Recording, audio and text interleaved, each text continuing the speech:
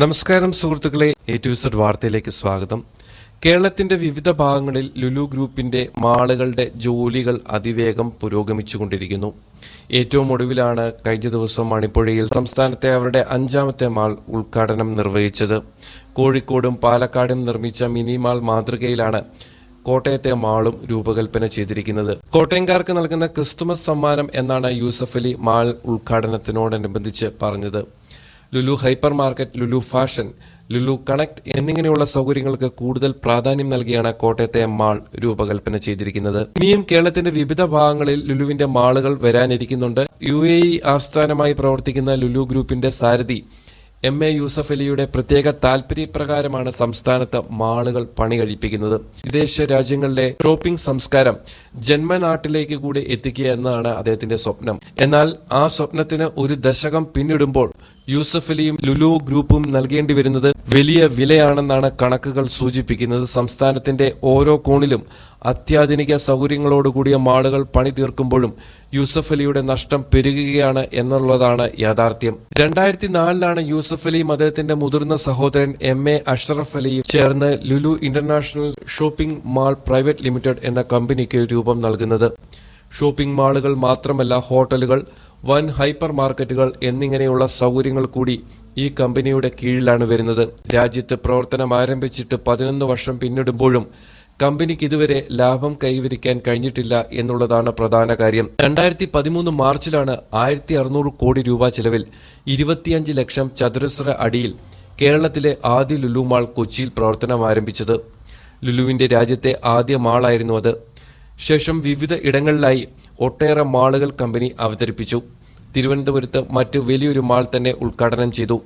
അഹമ്മദാബാദിൽ ഒരുങ്ങുന്നത് രാജ്യത്തെ ഏറ്റവും വലിയ മാളുകളിൽ ഒന്നാണെന്ന് കൂടി ഓർക്കണം. ക്രെഡിറ്റ് റേറ്റിംഗ് സ്ഥാപനമായ ICRAയുടെ റിപ്പോർട്ടിംഗ് അനുസരിച്ച് 2024 സാമ്പത്തിക വർഷത്തിൽ 130.2 കോടി രൂപയാണ് കമ്പനിക്കുണ്ടായിരിക്കുന്ന നഷ്ടം.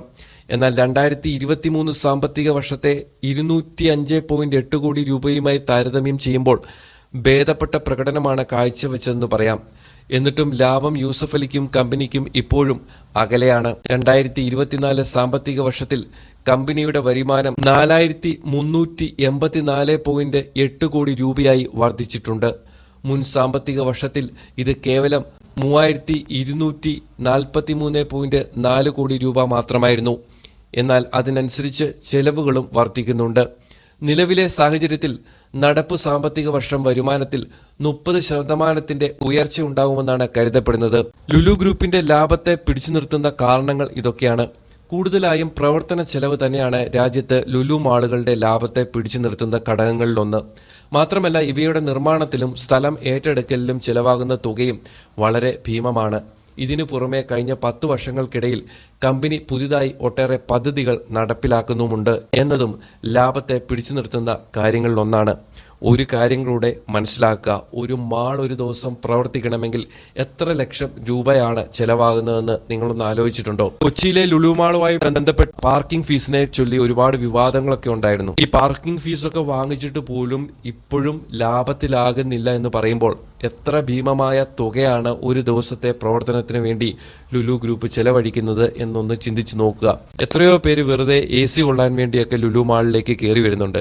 ഇതൊന്നും കമ്പനിക്ക് ലാഭകരമായിട്ടുള്ള കാര്യമല്ല.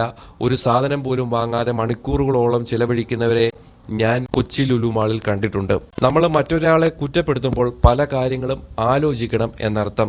കൂടുതൽ വാർത്തകൾക്കും വിശേഷങ്ങൾക്കുമായി നിങ്ങൾ ഈ ചാനൽ സബ്സ്ക്രൈബ് ചെയ്യാൻ മറക്കരുത്.